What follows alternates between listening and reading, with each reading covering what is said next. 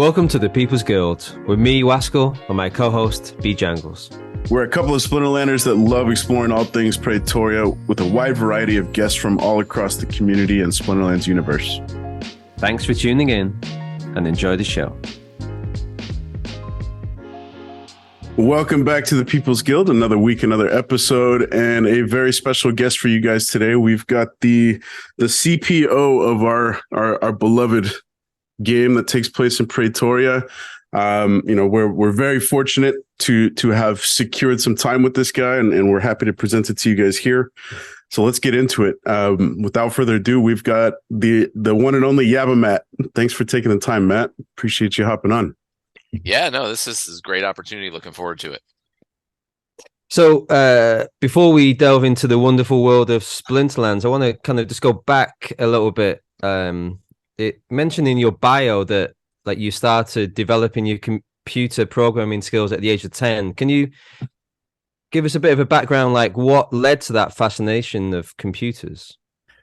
I mean, it was really that I wanted to make my own video games. So, I had Nintendo and, I guess that was probably it back then.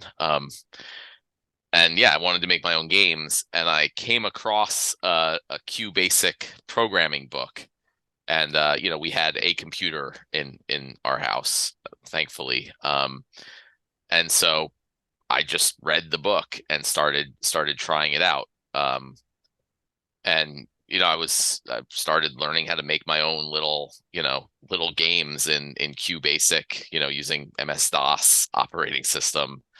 And that's kind of just what I wanted to do. And I just went on and on from there.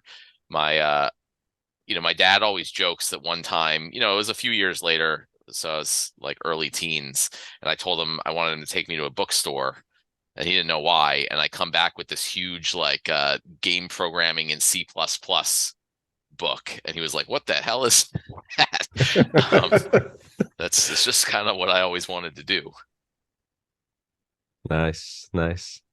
That's awesome. Are there any kind of games that you still maybe dabble on from back in the day that you initially programmed or plan to revisit at some point?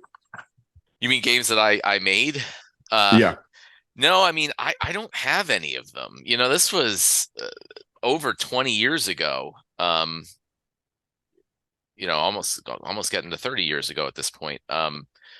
So I have no idea, it wasn't as easy to move stuff between computers when back then. So I don't have any of that old stuff I built, which is a shame because it would be fun to look back on.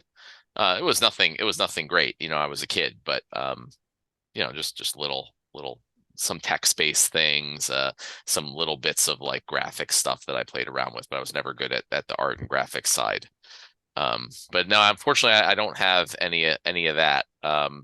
Before Splinterlands, I worked for a bunch of different game companies. I mean, none of them were big, doing Facebook games and mobile games. And so I tried a couple times to make games, on my own as an adult before Splinterlands. And one was called Word Chase, which was a word finding game. So the letters would come out in a line one at a time, and you had to make words out of them, and then they would go away. And you had to do it quick before if the thing of letters filled up, you would lose and stuff like that. And there's all different, so it's a fast-paced word finding game that I thought was pretty cool, and I launched it on Facebook. It was back when Facebook games, the Farmville and all that was a thing. And I didn't do any marketing, but I got a couple hundred players. Maybe I was making a couple $100 a month or something, selling power-ups and extra lives and that. But that's all that kind of ever came of it. Wasn't certainly to the level where I could quit my job and do that full time. So I've had a that's not, it's not still running, of course, but so there's been a couple of things like that in the past. How about your your background in education? Did you study this at university, or was it just something you just focused solely just personal learning? I mean, well, I did study computer science and math in college. But I really feel I didn't that wasn't really necessary for anything of what I was doing. College was more just like 4 years of fun and drinking for the most part. Yeah, so I learned mostly on my own and like from books and stuff, because back then you couldn't just Google how to do any of these things. I was literally like, I would copy code from books, and I had to be careful not to make typos. And when I was in high school, my parents met someone who is a computer science like grad student at a local college, and they paid him to come teach me once a week. So he helped me out, like, because it was much easier to work through things when you have someone working with you than just trying to figure out like what's going on in a book without Google or anything. So that's where I feel like I learned most of what I know, was just working with him, and then just spending time trying it, reading and whatever, and then a little bit at university. But the college stuff is more like, how do you implement the best sorting algorithm? How do you calculate different things that are maybe useful in research but totally useless in the real world. Nowadays, though, they have like game programming majors at colleges and things like that. I mean, computer science at college was even still, like, I feel like relatively new when I was there, so there wasn't like much practical stuff. So I kind of wish there's a lot of things I feel like I was born too early for. But I was like, if I was in college now, I mean, not only do they have like game programming majors, but they also have like esports teams and things like that. Because I was never big onto the sports teams, so I'd be like, that would be so awesome if I was in college now. That's cool, man. I feel like it would be really cool, thinking ahead, Secret of Pretoria, if we're going to see like, some nods of acknowledgement from your past kind of work its way into the secret. Maybe this once a weekly tutor that you had is going to unlock one of the phases of the secret or something like that. I hadn't I have planned out like what the secret is and what the benefits are once you unlock it and all that. And it's going to be pretty awesome in my opinion. As far as the game goes, I didn't plan to work in any of my like personal things into that. There was some things. Early on, I was the one who like made the names of all the characters and all that stuff. But I never really included any like personal things in it. And by the time I even like thought of that, we had Nate on board who took that over. So the creative team really manages all that, and I haven't put anything in. My son did actually design a couple of the cards that are in the game. So he's an artist, which is weird because my wife and I are not at all. But he designed like the Robo Dragon Knight card, for example. So he did like the initial sketches of it, and then sent it to Nate and crew to finish up. So that's the only kind of like personal link that there is for me in the game right now. Wow, that's awesome. Nice. Well, I know he's got to be proud. The Robo Dragon Knight just got a nice little boost with our super cutesy new Lily Shieldpaw. I saw the market respond nicely to Robo Dragon Knight. Yeah, because it effectively like almost gives him taunt, and he would do very well with that ability. So, yep. Does he play much, your son? On and off, so he plays a little here and there. He likes, like, when I play also, he comes and tells me, no, don't use that, don't use this. One of the things people don't realize is that I'm not actually that great at the game.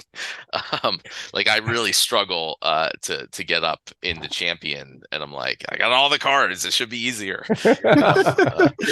Yeah, so knowing that you're from Philly and knowing what I know, I've worked with a handful of folks from Philly in my various careers throughout the years, and you guys have a notorious rap for being good fans. Let's put it that way. I'm Most curious. People don't usually use good, but yeah.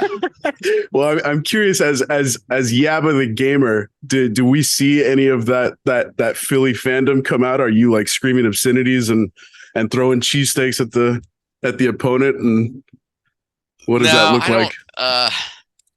I don't get into that. I do need to take a break sometimes.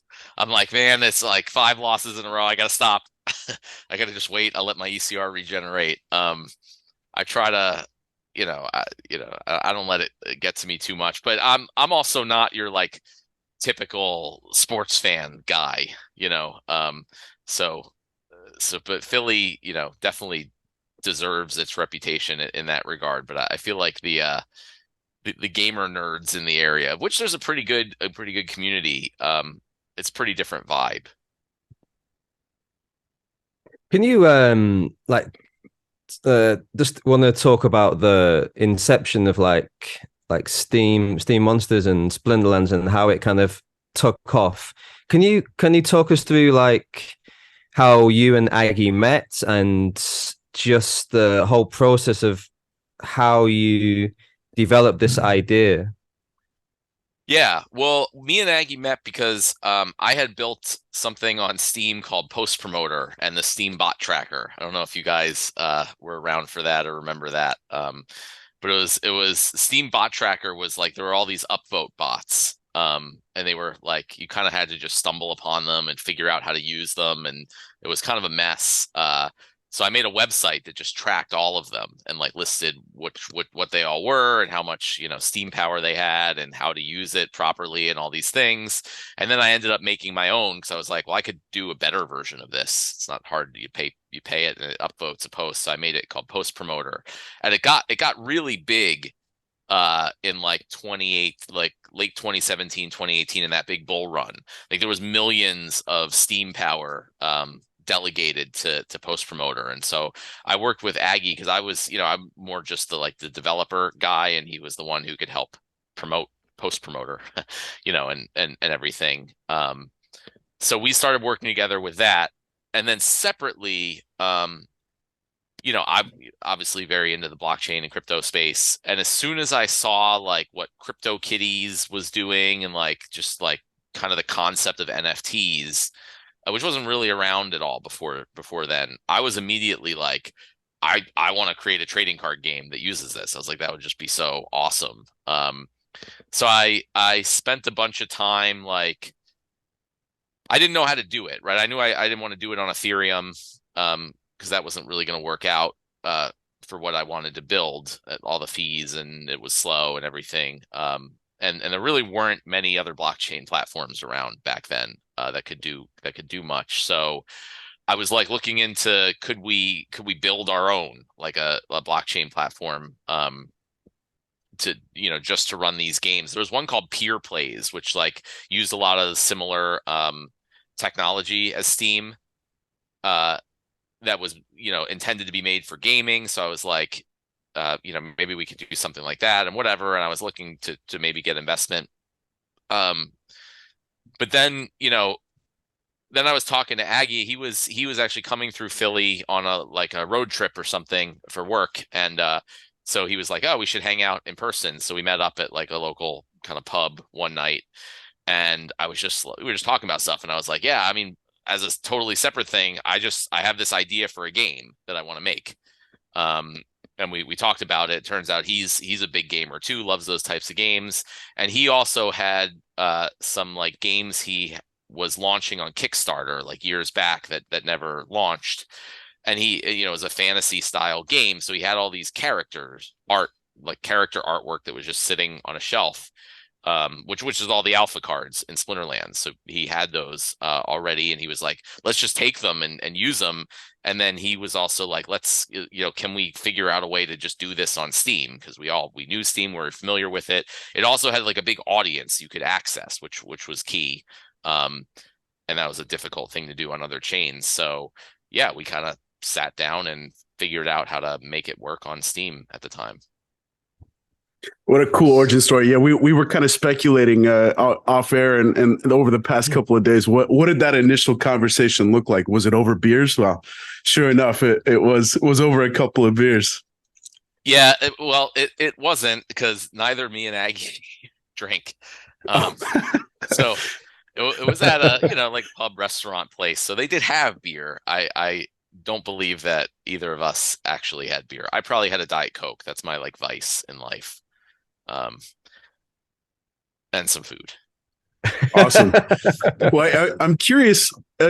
Splinterlands has obviously taken a life of its own over the last couple of years, and as that has happened and Steam Monsters progressed to Splinterlands, it sounds like the vision has gotten bigger and bigger. We had Aggie on a couple of months back, and he was really adamant about his peace, prosperity, and freedom kind of manifesto for Splinterlands. Was all of that part of that origin story? Was this like your initial vision, or has the ambition grown with the expansion of the game? What has that looked like? Well, that's like that's just the underpinning of why both of us are into crypto and blockchain at all for any of this, right? So building a blockchain based game was just to bring those same concepts into gaming, right? That we like for everything else. So it's I don't I guess talk about it as much as he does, but like that's why I'm like so into this space and so into like Bitcoin in particular. I tell people like I don't invest in Bitcoin, I save in Bitcoin. And it's only partly because I believe it will be like the best store of value, over the long term for savings, but it's also just because like of the mindset behind it and what it's trying to do. It is the force for freedom in the world. And if we could go like a little tangent, that's a story, a backstory for me on this one. It was like I got like pretty wrecked in 2008 with the whole financial crisis. I was working for a tech startup. It wasn't in gaming, but that went under. So I lost my job. I had gotten into real estate investing with my dad, like right before then, worst time ever. So that was horrible. And I had been I just started like working. So I had a 401k that I just started putting into mutual funds and index funds that just got decimated. It was like all at the same time. Everything was horrible. And luckily, it ended up working out okay. But I was really pissed off about it. And once I took that opportunity to be like, I got to learn what's going on in the world. Like I didn't know anything about finance and the Fed and banks and the dollar and all that stuff. And once you really learn about what's going on, it's like so horrendously bad. And I think the vast majority of people in the world just really don't understand how bad this whole system is, how like corrupt, it is, how much it hurts the vast majority of the world population and benefits a very small few people. And this isn't like crazy conspiracy theory stuff. I mean, it's real. It is what it is. It's like literally the facts of what happened. If you just understand what that means, like the fraud that happened from the banks and the ratings agencies and everything, and then no one went to jail, right? And they all left with like huge bonuses, and they became rich, and they destroyed the world economy and hurt billions of people around the world, and they're living in their mansions. It's like that's how this system is set up. And so it's really I got actually like depressed for a while after that because I couldn't do anything about it, right? I understood what was going on, but like I wasn't going to go camp outside Wall Street. That didn't do anything, so it was depressing. And so that I got over that after a while, and I just went back to work and was being a cog in the system like everybody else. But that's where and it took me a long, like I knew about Bitcoin, I started kind of mining it and playing with it in 2012 or so. So I knew about it, for a while before I really understood that that's what Bitcoin really is. It's the answer to this screwed up system, right? So Bitcoin is what I could do, if I was mad and I didn't want to support how this system works. Is I get all my money out of the banks. If you have your money in a bank or in an index fund or any of these things, you're supporting this system that's just really horrible. So I saw Bitcoin as the way that I could say, I no longer support this system. I'm taking my money and moving it out of the system. It's my form of peaceful protesting the government. And on top of it, it's a fantastic method for growing wealth. So it's a rare opportunity where you can say, hey, like I'm going to protest the government, and I'm also going to get rich while I'm doing it. So it was, that's what Bitcoin was for me, and that was really, really important and still is in my life. And I try to, I go to like lots of Bitcoin meetups and events, and I try to make sure like people really understand this, because even a lot of people in the space, like they just see like, oh, day trading and DeFi and all this stuff, and they don't really understand like the core thing that this allows you to do, which never existed before. There was literally no way in the world to like kind of take your money out of that system, no good way at least, and not be a part of it. So everything else in crypto is sort of just trying to apply those same principles to other areas. So Hive and Steam is like taking those same principles and applying it to social media, right? It's like you don't want to support the Twitters and the Facebooks, pushing their message to everyone and influencing elections or whatever they do. You want to have a place where you're not a part of that, right? And so I saw that as an opportunity for gaming, right? So it wasn't just like altruistic, like I just want to, help gamers. I did want to bring those things, those same messages, and those same benefits to gaming, but also as a gamer, I was like, even if I didn't care about that stuff, it would just be so much better because, a lot of people know like I was a big Magic the Gathering player and collector. I have on my wall right next to me my beta collection of Magic the Gathering cards, and it also was very obvious to me like when I got into playing Hearthstone and things, that all the collectability was gone. Like I didn't have these like assets that were now collector's items and were valuable and worth a lot of money anymore in the games. And I still like the games and I played them and they were fun, but like I recognized that it wasn't as good for me financially. Like the money I was putting into these games, I was getting nothing out of it. It was just all going to the companies, and again, enriching the VCs that invested in those companies. And it was just money flowing as it does in every industry from the people to a few, CEOs and venture capital funds and the rich. And so as a player, I was like, this game would just be so much better. And then it also brought in those same ideals of Bitcoin and the same like freedom and the same like going against the current corrupted system in the gaming industry. So it's just, I don't know. To me, it was like a no-brainer. Like I said in 2017 or whatever, I was just like, I got to do this one way or another. Oh man, yeah. Thanks for sharing that. I think it just sounds like what happened to you back in 2008 just sounds very similar to what's happening to people right now, right? Yeah, I do feel like 2008 was more like acute. Like it was really like everything just went bam and like dive bombed for the whole world at the same time.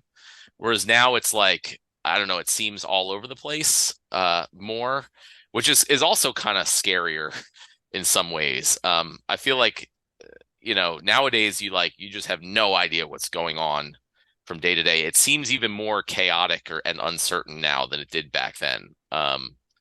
It, because it was, I feel like the 2008 thing, like everything kind of crashed. It was scary. The government came in and they were like, and then it was just like a long, slow grind back out of that. I don't know. Now I at least feel now that like I have no idea what's going to happen. Like some people say, oh yeah, it's all good, and we might have a small recession and come out of it. Some people are like, everything's going to blow up. And one of the things that's really scary to me right now, and I have no idea. I'm not going to even offer an opinion on what's going to happen. I don't know.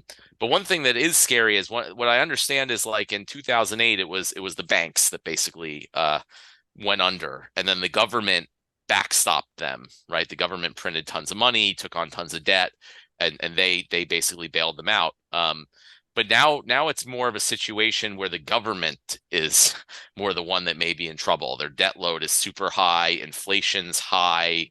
And there's nobody to bail the government out, right? So that's a little scarier in my opinion. So yeah, I don't know. In some ways, yeah, right now seems even scarier potentially than 2008 was. But obviously, things that you don't know about are going to be scarier than things in hindsight that you know worked out okay. That's where I stand at least right now. Do you feel like you talking about Bitcoin? Do you feel like, and you just mentioned about the government, there's no one to bail out the government. Do you feel in that respect that Bitcoin is just that bridge to the future, so to speak, like just that safety valve? I think over the long term, I mean, yes, 100%. I think Bitcoin is where I would want and I would recommend, not financial advice, but anyone put their money. I don't see like I've looked, I've really tried hard to look like what are all the options in the world to put your money in, from real estate and gold and stocks and cash and and crypto. And I just can't find anything that's better than Bitcoin in a risk return standpoint. Um, but the key that most people miss, and that took me a long time to get, is that it's long term. It has to be long term. Bitcoin can easily go down 80% at any time and then go down 80% again, Um, so a lot of people are like they get this and they're like, yeah, Bitcoin, it's the best store value, it's all these things, and they put their money in it and then it goes down and they're like, screw this, I'm out, right? And that's the worst mistake historically, at least, that you could make. And I made that mistake too, along with everybody else. But once you've done that a couple times and you've seen those cycles happen a couple times, this time I'm like, well, it was a big mistake last time when I sold, in 2018. So I'm not going to do that again, right? So it takes a while, and I get that. I don't expect people to like go all in on Bitcoin without kind of studying it for years. But from that perspective, from a long-term perspective, we're talking like 10 plus years. Uh, I like I said, cannot find anything that I can reasonably convince myself is a better place to put your assets at all. Yeah. Is that why you are so focused on Splinterlands becoming decentralized? And I always notice in the town halls you don't like spend like 20 50 25 minutes talking about it, but you do always say it's just about long term. For example, recently you're talking about land. It's not just this quick fix you're going to make $1,000 every day. It's about the time and attention, so to speak. Yeah, I mean, decentralized is all part of it, right? And decentralization is not nothing is or is not decentralized. It's all a spectrum, right? I mean, you could argue that in some ways Bitcoin could not be decentralized. There's certain big miners, the relatively few of them or whatever. But the point is, I say that people focus too much on words like that and they just argue, and it basically just becomes, if it's something I like, it's decentralized. If it's something I don't like, it's centralized. I mean, that's what the word means. And I try to get people to focus on like what it actually means in practice. Like, what can you do? What does it do different? So it's a question of, for Bitcoin, like how could it be attacked? How likely is an attack? What would happen if there was a 51% attack? All these things. And that's one of the biggest things about Hive too, which is, people speculate all the time, oh, proof of work chains and delegated proof of work, and they're all controlled, and someone could just buy up a bunch of stake and take over the network, or all these different things. And as far as I know, Steam and Hive is the only example where like that happened, actually. And it showed that it was resilient to it, right? That's the whole point of a decentralized protocol, is like the community can just uh, fork it, right? And say it's really just what the people want, right? So it didn't matter that Justin Sun bought Steam at Inc. It didn't matter that he got the exchanges to lock up all their funds and vote him and all the stuff that happened. Like, ultimately, at the end of the day, it did not matter. What mattered is what all the people on the network wanted, and we were able to stand up our own network, and just kind of ignore all that. So that to me is the ultimate, like, forget about what everyone thinks the words mean. It's like what can actually happen, right? What in practice can actually happen. So that's what I focus on with Splinterlands. Also, obviously there's still a lot of you know a lot riding on our company, right? If our company goes down, if our website goes down, if the servers go down, like the game will probably go down, and that will be it. And so we need to make it more resilient. My goal is that like our company is just, you know, isn't necessary at all.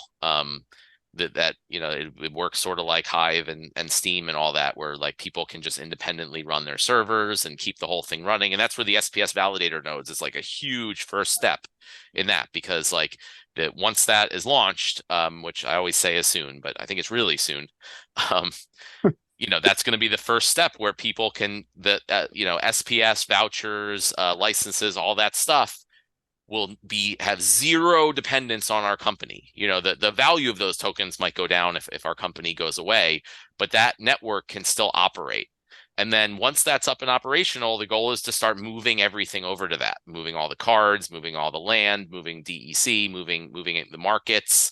So that again, like it's totally not reliant on our company at all. But even still, while it is currently reliant on our company, we still, again, it's a spectrum of decentralization. So there's still a lot of benefits by the fact that all the transactions are published to a public decentralized blockchain, still gives benefits that a traditional game doesn't have. It's, players all control their keys. We don't have anybody's keys. So it's if we went, say, and like took someone's cards away, like updated our database to take someone's cards away, which we could do just like any normal game company could do, but it would be provable. Like you could prove without a doubt that you did not use your keys to send those cards. So you could prove that we did something bad or outside the protocol, right? So that's what publishing all the transactions to a public decentralized blockchain does. It gives like provably fair results for everything, and players really control their assets. And if a traditional company was like to take your cards away or whatever, or do anything, it'd be your word against theirs, right? And there's no way to prove one way or another. But here there is. So, it gives a lot of benefits, even just the way we have it currently on the decentralization spectrum. And then we're working as hard as possible to make it, more and more decentralized and take less reliance from the company. Mm. Yeah, exciting times ahead, man. And kind of looking back at so I came into Splinterlands about a year ago, Waskel a little bit before me, and almost immediately I think we were both very attracted to the open transparency that's available at the weekly town halls. And since we've been taking offering our attendance to these town halls, Aggie has always been Mr. Hype Man, and you've kind of been like the sound level. Here's some technical stuff that's coming down the pipeline. Well, I think a couple of months ago, it was pretty evident, and you came out and said it outright that you were starting to see the light at the end of the tunnel. And I think in the words that you chose, the way that you were kind of emoting your monologues that you tend to offer in town halls, the excitement was there and it was palpable. And I feel like that's continued as more and more stuff has been rolled out and put into production on Splinterlands. And especially the last couple of months, we've had some huge developments, and it feels like there's no end in sight. So as the CPO, and then as gamer, as a player, what are kind of two, and they very well could be the same developments, but what have your proudest moments as CPO in terms of putting something out into production in the last couple of years, and then as a player, what is something that has been put into production that you've been most excited about? I'll start on the player one because I have that off the top of my head. The other one I got to think about more. As a player, I've been extremely excited about the what are they called? The Soulbound reward cards that we just put out recently. So when I design the game, I design it like I'm pretty much the target audience for the game, right? I built the game because it's a game I wanted to play. There's a lot of people like me around the world. So if there's something that I think, and Aggie too, and there's a lot of people, but if there's something that like we think is good and would make us enjoy the game more, it generally goes that most people would like it and would enjoy the game more. So one of the things that I started finding, which kind of sucked, was that I had no real incentive to actually play ranked battles anymore. It was just like, the reward cards and stuff. You get like reward cards, SPS, potions, whatever. And I was like, I just buy them. The new reward cards would come out. I'd wait a week and I buy them for relatively cheap off the market. And there was no real incentive for me to keep playing, and that's not. I did enjoy the game, but like that's typically when you get into a game, it's like you really want to achieve things, you want to get things, and the only way you can do it is by playing and by ranking up on that ladder and getting better and whatever, and just like being able to just buy everything. It's sort of like cheapened the experience for me. So that's why there were lots of other problems also that the Soulbound reward cards aimed to solve, but that was the like main one for me. I was like, man, this will get me to play this game like seriously a lot, and like really like I would other games that I'd try to achieve things and earn things and just put like ridiculous hours into trying to do that. It kind of for me brought that back into Splinterlands, and it has. I think my amount of work has dropped off because I've been playing so much more. And like I said, I'm not that good at it. So, I have to play even more battles to like slowly kind of climb my way up there. But so that's one. As a player, I was like, I just know I like feel like that, or I felt before it was released. And I feel now that like that was just going to make things so much better, because if it gets me to play a lot more, it's also going to get a lot of other people to play a lot more. And that's what we want. So I've been super happy as a player about that. I think also, sorry, just to like for me personally as well, like you say about the Soulbound, like when I get the chest now, it's just like, and you see what you get, it's like the proper, like, the fist just pumps the air, and that's what you want, and that was probably what was missing before, right? Yeah, and it's funny because I thought a similar thing about Steam and Hive, in that like, people were like, oh man, it's, you can earn money for posting. So like, why are people still posting on Twitter and posting on Facebook and all this stuff where you don't get anything for it? And, part of me was like, because most people would earn like 10 cents or like $1 or like whatever, a very, very little. And I actually thought like it's actually, that makes it worse. Right? Because when you post on Facebook or Twitter, like you're not expecting any like financial return. It's not about money, and people just ascribe their own value to their posts, right? And people think their stuff is like super valuable, right? And if there's no number on the screen telling them otherwise, they just think like, yeah, I'm adding tons of value here. And then they come to Hive and they post a bunch of awesome stuff in their opinion, and they get 10 cents, and they're like, screw this, I'm going back to Twitter, right? Which is also part of the reason why like things, I think things shouldn't be shown in dollars, right? They should be shown, either in Hive tokens, or even something like it's a game design, trick that you always want tokens to be like, you want it to be a lot. That's why like DEC was not like 1 per dollar. It's 1,000 per dollar, because like people don't want to earn like 0.13 things. They want to earn 130 of them, it's just much better and more exciting. But it's the same kind of idea. Like, the rewards before, like that when you're opening chests, you could see there was this like low dollar value on them. In a way, and now the rewards you're earning are sort of like priceless, right? You ascribe whatever value you want to them, because you get to use those cards in the game, and that's the only way you can get them. So it's a similar mindset, I think. Yeah. So yeah, I interrupted you. You're gonna start talking about your proud as CPO. Even though it's not launched yet, I think land is the land expansion and the work we've done so far on designing that is like is going to be my crowning achievement probably in my lifetime, is my expectation for having designed something.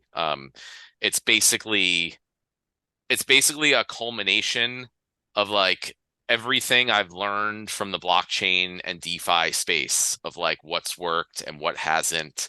And I'm like a super DeFi degen. I like to try like everything and like see how all the platforms work. I've lost money in all sorts of things. I had money in Terra and Luna and all this stuff, and luckily I've made money in some things, so it all works out. But even when I've lost money, it's great learning experiences, and I just want to take all of that, um, and we're putting it into this land expansion.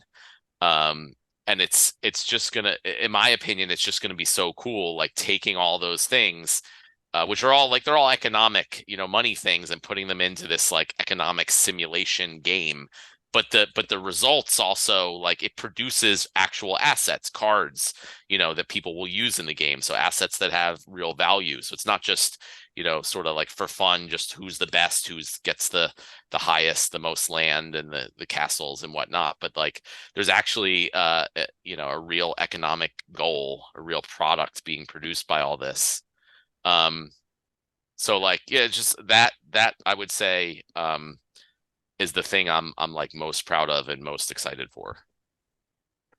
How did the so the vision for land? I think it's fair to say that it's evolved as the initial idea was born, and where we are now, and I'm sure it's going to go through multiple iterations before I think we're expecting land to be kind of playable this time next year.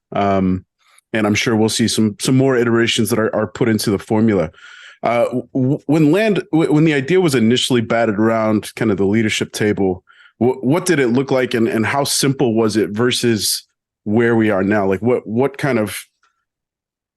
Well, I mean, the core concepts were always the same and they haven't changed. We've just like added, like, wouldn't it be cool if we had this and that? And like land it's just like, it's a very open thing, right? And so there's even what we have designed for like the first phases. I mean, I'm sure there's going to be many, many updates down the road to just add in new cool things that you can do. So it's pretty open-ended. But the core design concept initially was we had the concept of item and spell cards that we wanted to add into the game for a long time, but we had a very small team back then, so it just wasn't realistic to get them in.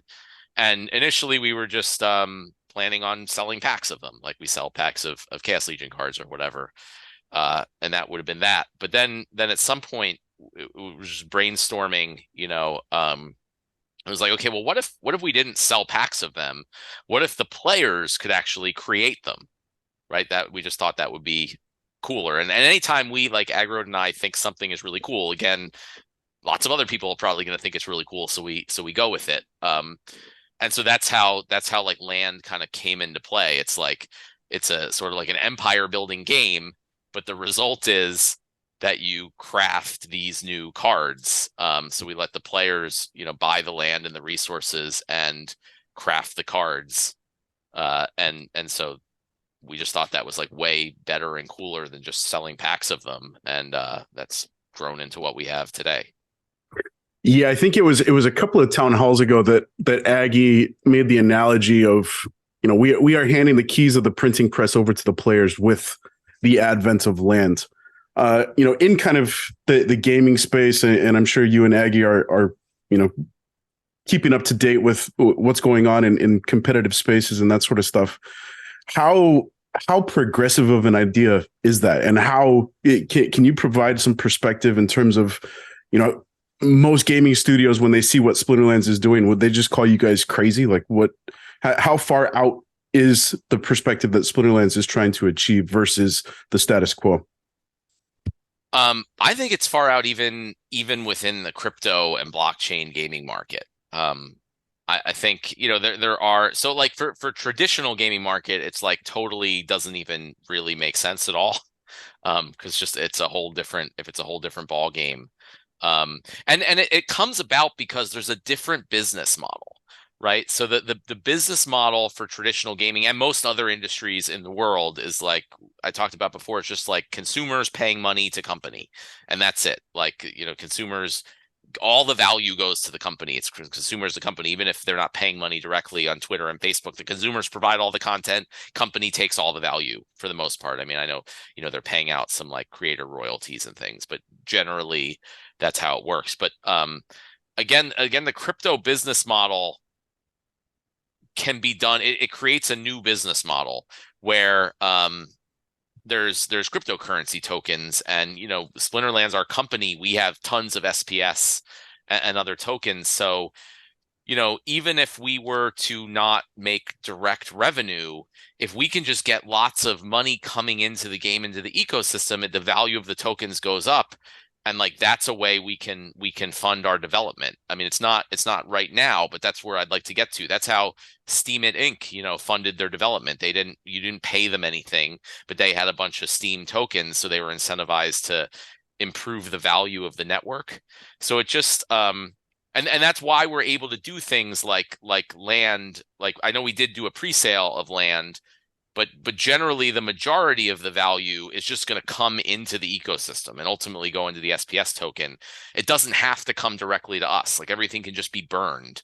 And that benefits everybody. So instead of just like, people sending money or value to company, it's like people just put money and value into this thing, and it benefits everybody, kind of proportional to how much they contribute. And we're one of the contributors. Our company is just one of the contributors, just like everybody else. So it's a much more equal and level playing field. It just benefits everybody. Yeah, I think with land as well, I wonder if like there's all like the saltiness with land. When land. I'm not too sure if you've heard people ask that question before, but but I wonder, is it just? I know some people have invested heavily and they've been waiting, but I think also maybe it's just the fact that people just can't see what you can see.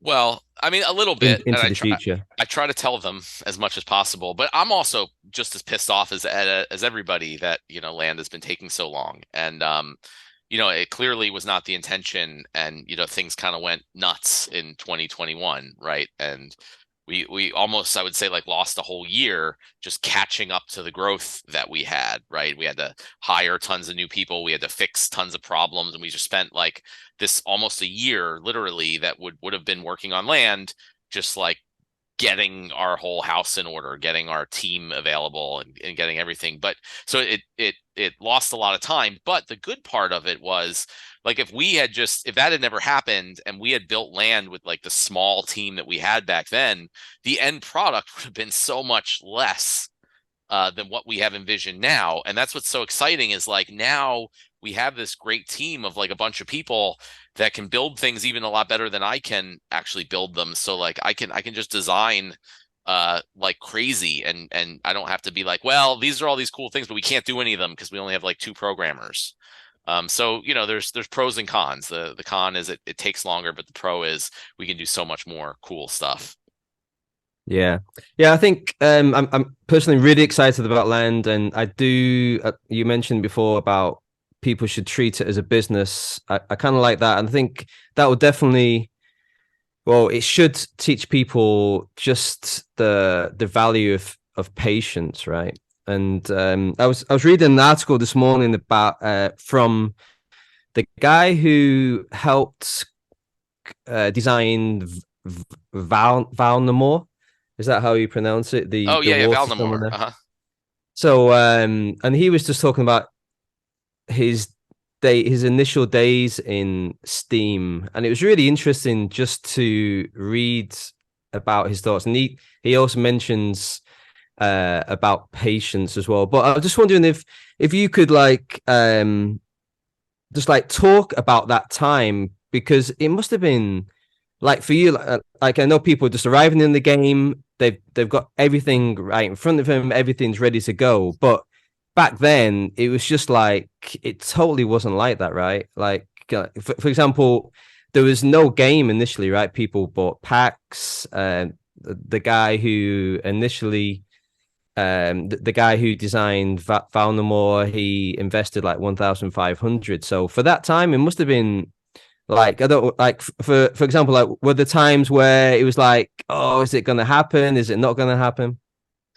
Yeah, I mean that was way back, right? So we launched, we launched Steam Monsters in May of 2018, and it was really just a very crappy looking website. And you could buy these packs and open it, and they had these cards, and it just had the art and the name. There were no stats, there were no anything, and we were like, yeah, we're gonna create a game, we promise. But even back then, there was just nothing like it, really, at all. So, there were people like me who were just so excited at this concept that they were like, yeah, I'm gonna buy all this stuff because it's a risk, right? Because who knows if it'll happen or not. I mean, I had some, Agrod and I had a history of building stuff, and we weren't just some randos. We've been around in the community for a while. We had built tools and things that people liked, so there was some confidence there. But we didn't even know how that would turn out. And then those alpha packs sold out. So we were like, well, I guess we got to quit our jobs now and build this thing. I mean, I had no doubt that we would build a game, but I did have doubts about how well it would go. Certainly, just because you build a game doesn't mean it's not going to suck or that anyone's going to like it or play it. And I have to give a lot of credit to there's Melon Man, who's on our team. A lot of people don't know. So he was like a friend of mine. I worked with him at a bunch of past jobs. And so we were building the initial battle thing. And I built the whole back end for it. And it was all just text based. So it would like write out what happened. It would be like, goblin shaman attacks, ice giant for 1 magic damage, would write it out on the screen. And that's how I tested battles. And he just came in, just on his spare time. We didn't pay him or anything. He was just like, yeah, he's a game developer. He's a gamer. And he was like, yeah, I'll make something. I'll throw something together for how these battles could look. And that's literally like what battles still look like to this day, 4.5 years later. They really haven't changed all that much. So I give him a lot of credit for like making it look way better than I would have been able to do on my own. But that was, you certainly didn't know what was going to happen back then. And then there was a few times since then, around like in the bear market after 2018, like in the 2019 and 2020, I mean, things were tough. We didn't have a lot of money. We couldn't really hire many people. We had a lot of stuff we wanted to do. So it was really just like kind of trudging along day by day. And we didn't know which way it was going to go. And again, the people can look back on that and say, a lot of people left and sold their cards and was like, yeah, this isn't going anywhere. And some people kind of doubled down and, believed in our team, and that we would kind of pull through one way or another. And, the past doesn't necessarily predict the future, but we can see what the right decision was in hindsight.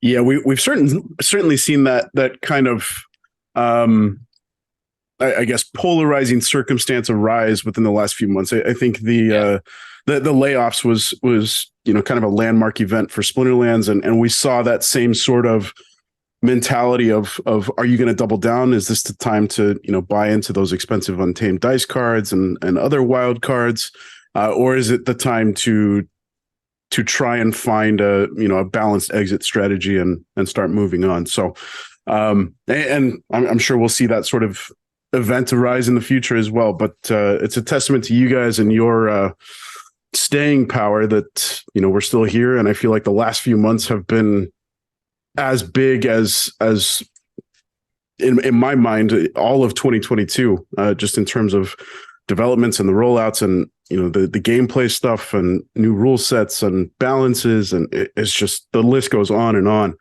Kind of looking at so you Wasco, you just mentioned the creation of Valdemar, and it got me thinking about Matt. I saw you had dropped a comment about Lily and the cutesy artwork, and I thought it was hysterical. I shared it with the guild, and it got some pretty solid and hilarious emoji responses.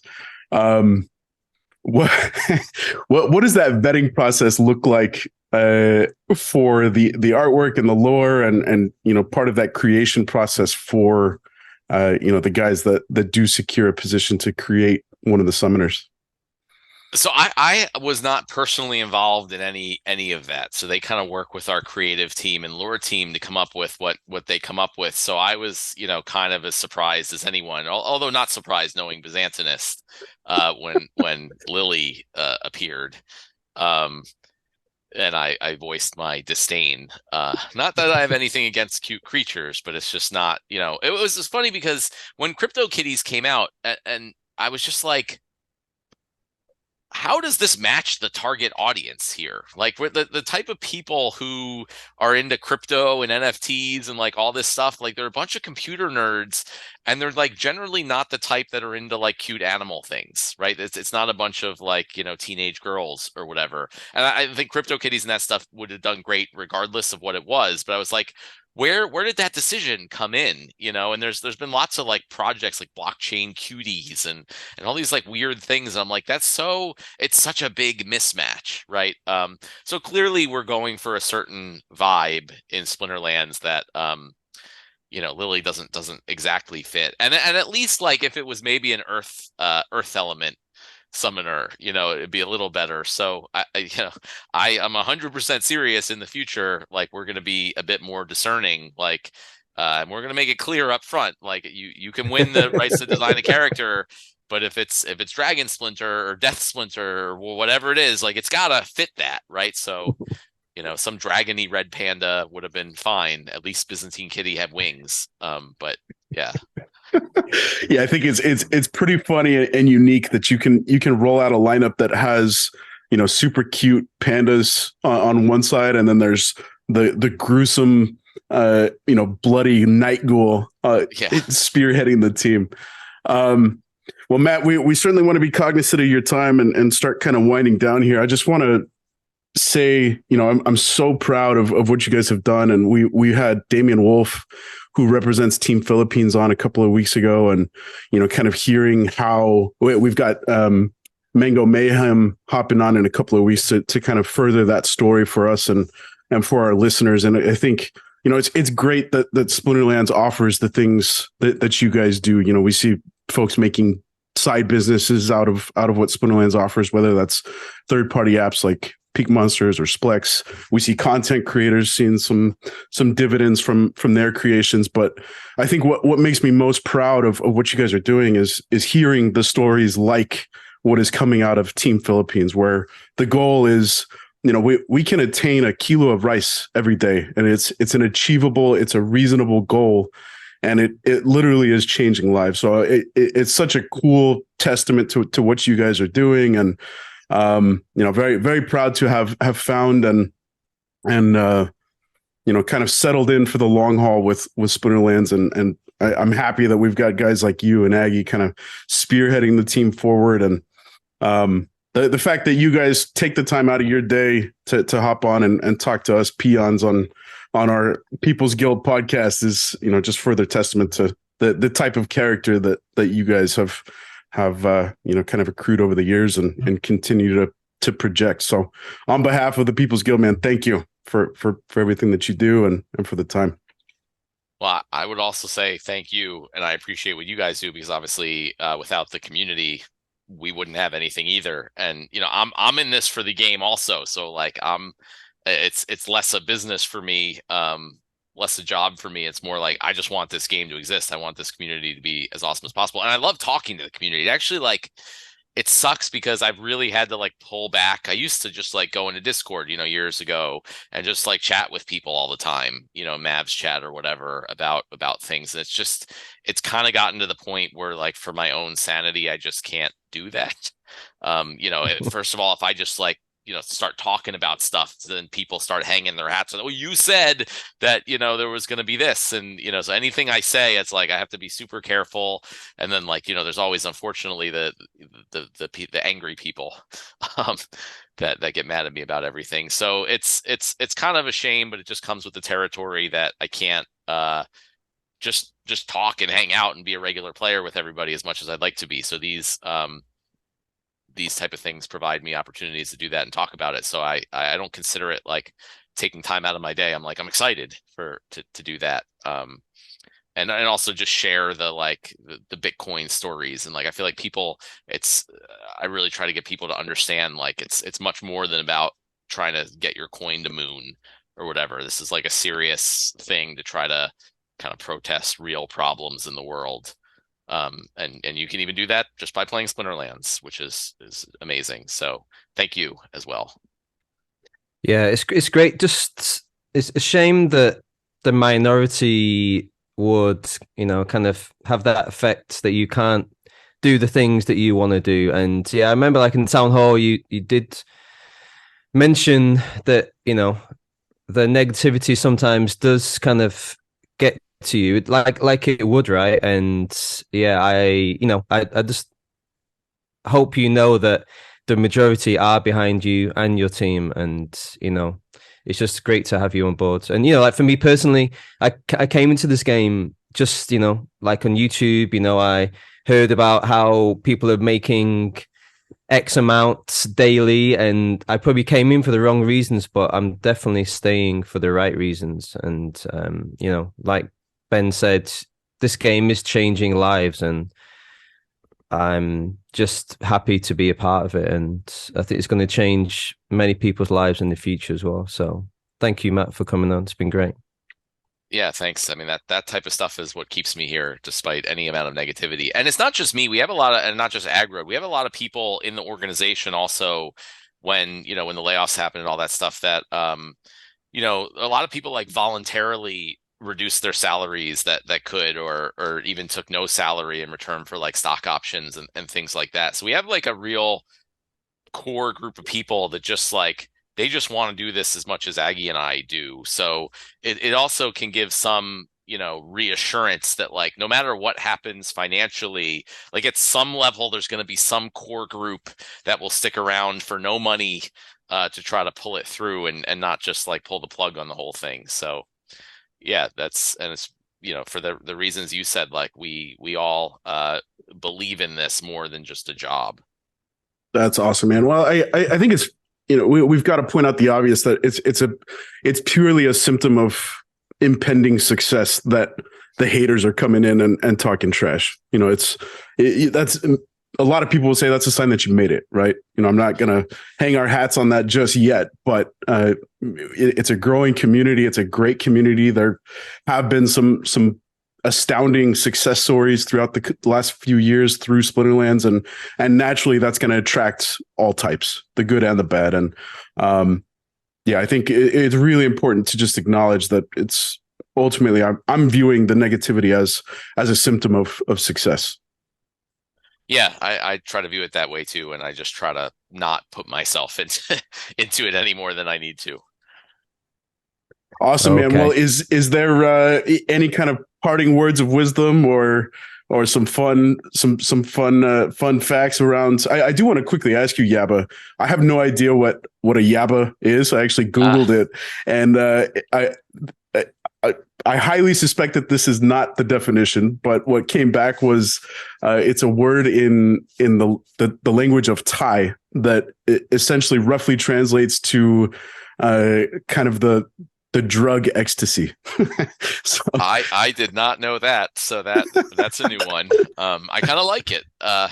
No, it is not that at all. It's a stupider story. I posted it on Steam a long time ago. So if you like scroll all the way back through my blog on Hive, you'll find a post. But I'll give you the quick rundown. Is that I was just like a weird kid, and I read things backwards a lot. I still do that now. And my dad was watching a football game, American football, where the New York Giants were playing the Tampa Bay Buccaneers, and it was at this right about the time when AOL was first a thing, and I needed to pick my AOL Instant Messenger username. I didn't want to be like Matt, 7895 or whatever. So I didn't want a number at the end. I wanted something unique that wasn't taken, that incorporated my name. And I was having trouble picking something. So I read Tampa Bay backwards, and it was Yabapmatt'a. I've never been to Tampa Bay or don't know anything about it, but I was just like, that's a weird, cool, unusual name that no one else will have, and it incorporates my name.